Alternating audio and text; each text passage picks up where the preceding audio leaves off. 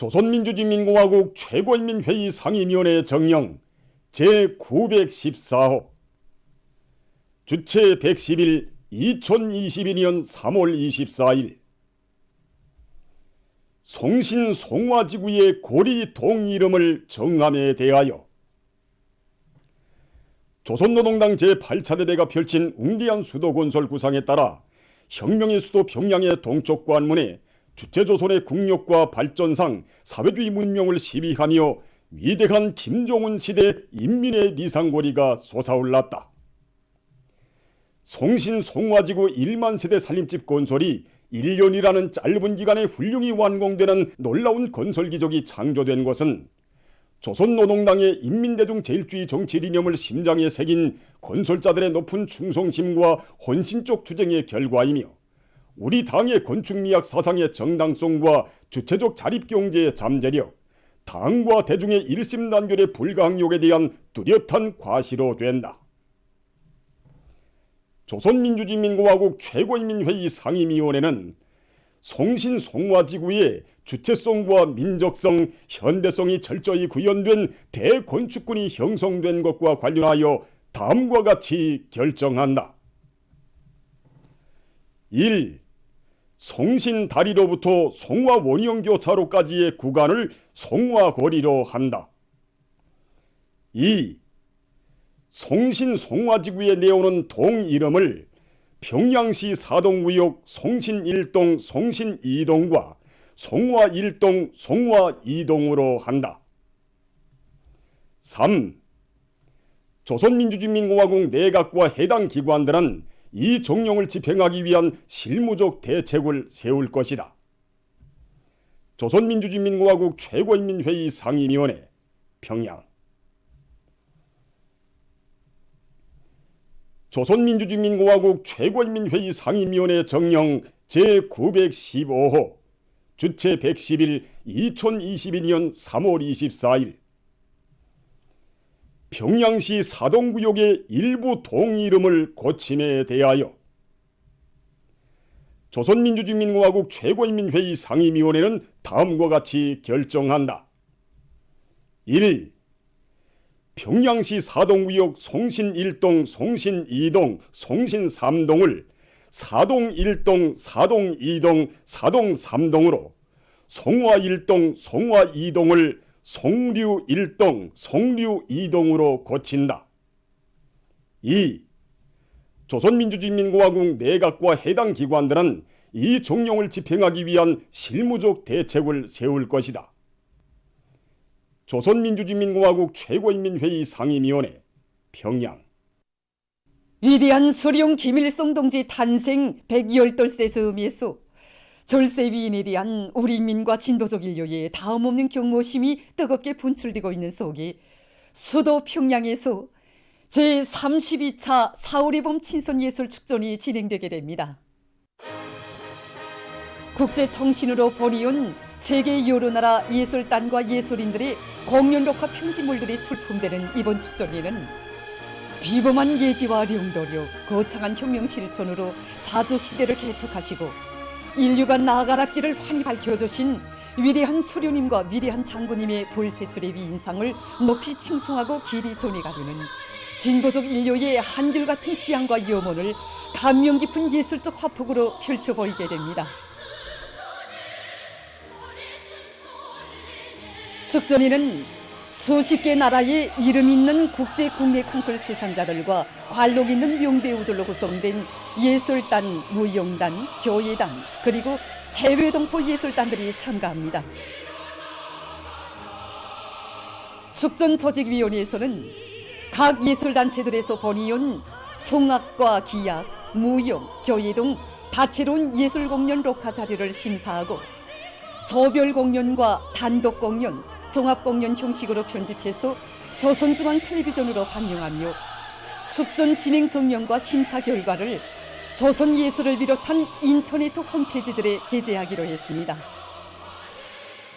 태양절을 인류 공동의 경사스러운 명절로 성대히 경축하게 될 제32차 4.5리 봄 친선예술축전은 경의하는 김종운 동지를 높이 모시어 대로리오 수령복을 누리는 태양민족의 긍지와 자부심을 우리 인민의 가슴아다에 더 깊이 심어주고 세계 여러 나라 문화예술인들 사이에 친선과 단결, 교류와 협조를 강화하는 의의 깊은 계기로 될 것입니다.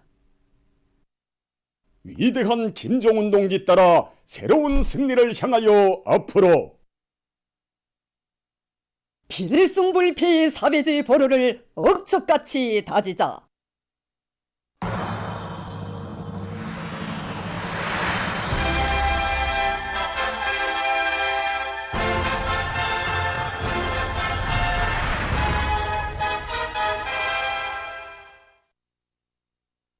우리 당의 현명한 용도 밑에 화성지구 1만 세대 살림집 건설과 련포 온실농장 건설을 비롯한 인민생활 향상을 위한 거창한 사업들이 계속 전개되고 있는 속에 철강제 생산을 맡은 금속공업 부문의 일꾼들과 노동계급이 더욱 분발에 나섰습니다. 당이 지시한 강철 생산 목표를 어떻게 수행하는가, 이거 전적으로 우리 금속공업성 일꾼들이 어떻게 잡돌이를 하고 생산 조직과 지휘를 박력 있게 내미는가, 여기에 달려있다고 봅니다. 그래서 우리 송 일꾼들은 지금 현재 둘 끓는 현장을 하나씩 타고 앉아가지고 생산에서 걸린 문제들을 풀기 위해서 과학기술적 담보 밑에 치밀하게 작전하고 사업을 더욱 짜고도록 진행하고 있습니다. 김철과 황철을 비롯한 철 생산단위에서 철 생산 방법을 과학기술적으로 완성하는 문제, 설비 가동일수를 최대한 누리는 문제, 생산의 절실히 필요한 원료, 연료를 앞세워 보장하는 문제, 비롯한 연관 단위들과의 연계 밑에서 생산에서 걸린 문제들을 즉시적으로 대책하는 문제, 이런 문제들을 풀어나가는데 뭐를 받고 높아진 전투 목표를 수행하기 위해서 생산과 지휘를 진행하고 있습니다. 철강제 생산 계획을 오김없이 수행하기 위한 방도를 설비관리에서 찾은 김책제철균합기업소에서는 산소율법 용광로 서보수를 짧은 기간에 끝낸 데 이어서 여러 생산 공정에 대한 보수 작업을 힘있게 내밀고 있습니다. 이들은 불합리한 공정들을 개조하기 위한 기술혁신 운동을 강화하면서 설비 관리, 기술 관리에 큰 힘을 넣고 있습니다. 한편 황리제철균합기업소 용광로 직장 노동자 기술자들은 로 운영을 과학화하기 위한 보다 높은 목표를 세우고 서로의 창조적 지혜를 합쳐가면서 합리적인 작업 방법을 적극 탐구 도입하고 있습니다. 강철 아변강제 생산단위들에서도 로 운영을 정상화하고 선진 기술들을 적극 받아들이면서 인민경제 여러 부문과 중요 대상 건설에 필요한 철강제 생산에 박차를 가하고 있습니다. 혁명 발전의 요구에 맞게 3대 혁명불군기 쟁취운동을 확대 강화해 나갈 때 대한 당의 뜻을 높이 받들고 여러 단위에서 3대 혁명의 불길을 세차게 지펴 올리고 있습니다.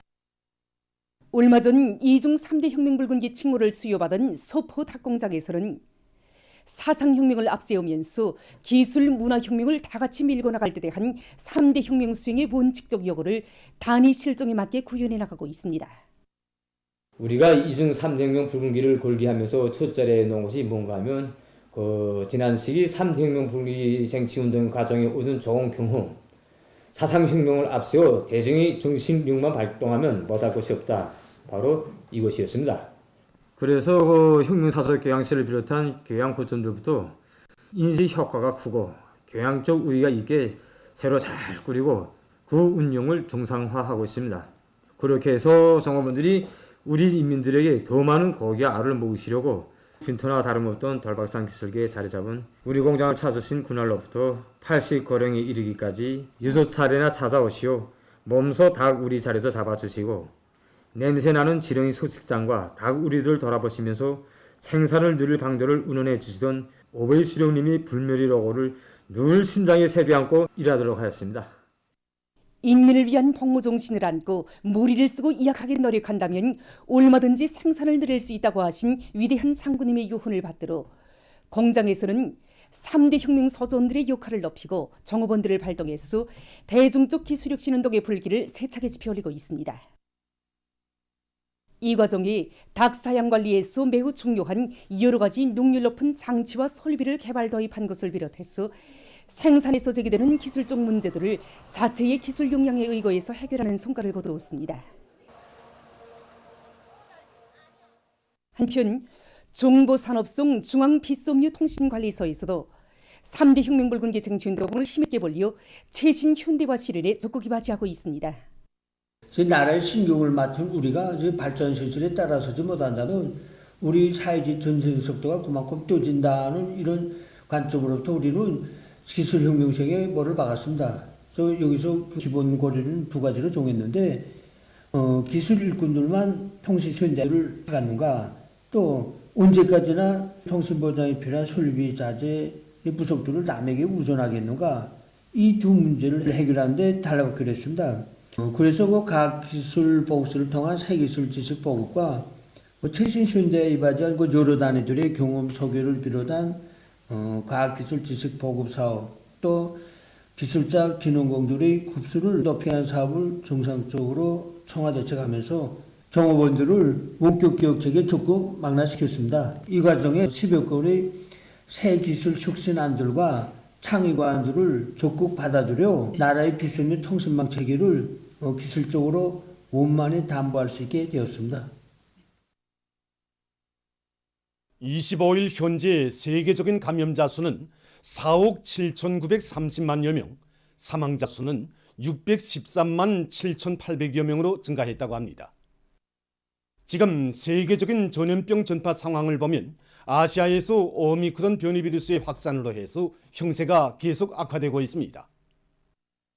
최근 아시아에서 하루 감염자 수가 제일 많은 지역은 남조선으로서 24일 하루 동안에만도 33만 9,500여 명의 감염자가 발생해서 그 수는 총 1,116만여 명에 이르렀다고 합니다. 남조선에서 등록되고 있는 하루 감염자의 99.9%가 국내 감염자들이라고 합니다. 한편 위et남에서 하루 감염자 수가 연일 10만 명 이상을 기록하고 있습니다.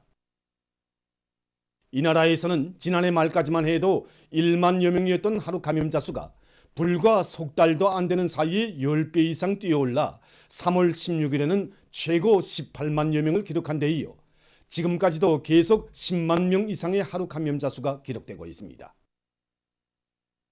라오스에서는 23일 하루 동안 2,625명이 감염돼서 대류행병 발생 이래 최고를 기록했다고 합니다.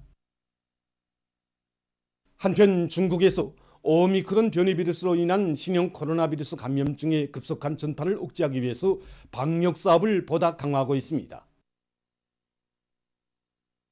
24일부터 길림성 장춘시에서는 전체 시민들을 대상으로 핵산 검사를 시작했으며 길림시에서는 역량을 집중해서 류행병학적 조사 사업을 강화하는 한편 격리 장소와 가설병원 건설을 다그치고 있다고 합니다.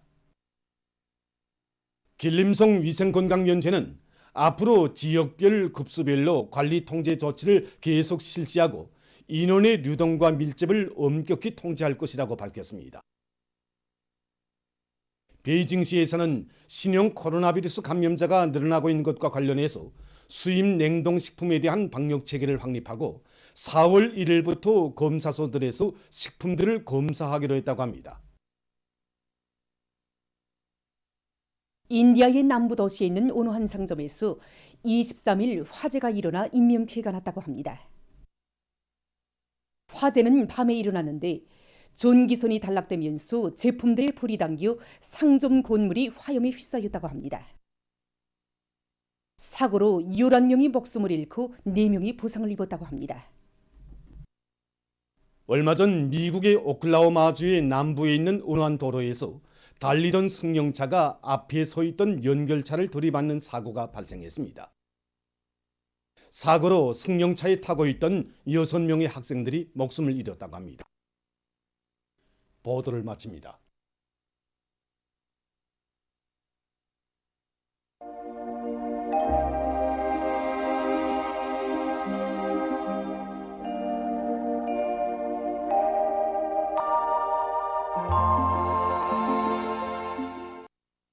날씨를 알려드리겠습니다. 어제부터 오늘까지 전반적 지역에서 봄철치고 비교적 많은 비가 내렸습니다. 더별 평균 강수량을 보면 평안북도는 50mm 이상이고 평양시와 평안남도, 황해남도, 강원도, 황해북도에서는 40mm 이상이고 또 자강도와 함경남도에서는 30mm 이상입니다. 이곳을 지난시의 관측자료와 대비 분석해본 데 의하면 올해 3월 현재까지의 전국 평균 강수량은 64mm로서 지난해와 평년보다도 많고 또 1971년 이래 두 번째로 많은 것으로 됩니다. 오늘 북부 지역에 있는 저기압골과 고기압의 영향으로 대부분 지역에서 오전까지 구름이 꼈습니다. 령천과 운율, 호천을 비롯한 동서안의 일부 지역에서 초당 10m 이상의 센바람이 불었습니다. 오늘 평양의 낮 최고 기온은 16도로서 평년보다 5도 높았습니다. 오늘 밤 전반적 지역에서 주로 개겠습니다. 오늘 밤에 황해남북도를 위주로 동서해안의 일부 지역에서 내일 오후부터 밤까지는 평안남북도, 황해남도를 비롯한 서해안의 여러 지역과 함경남북도의 일부 지역, 라선시에서 초당 10m 이상의 센바람이 불 것이 예견되므로 센바람 주의 경보가 발표됐습니다. 때문에 센바람 주의 경보가 내려진 지역들에서는 센바람에 의한 피해가 없도록 안전대책을 철저히 세워주기 바랍니다. 내일 고기압과 북부 지역을 지나가는 약한 저기압골의 영향을 받겠습니다. 그러므로 동해안 지역에서 주로 개이고 오전 한때 령원, 독천을 비롯한 서해안 중부의 일부 지역에서 약한 비가, 백두산지구에서는 약간의 눈이 내리겠습니다. 그 밖의 지역에서는 흐렸다가 개겠습니다. 그리고 내일 찬바람이 불면서 대부분 지역에서 기온이 오늘보다 4 내지 7도 낮아져서 날씨는 쌀쌀하겠습니다. 내일 백두산지구가 령화 15도 정도로 기온이 제일 낮겠습니다.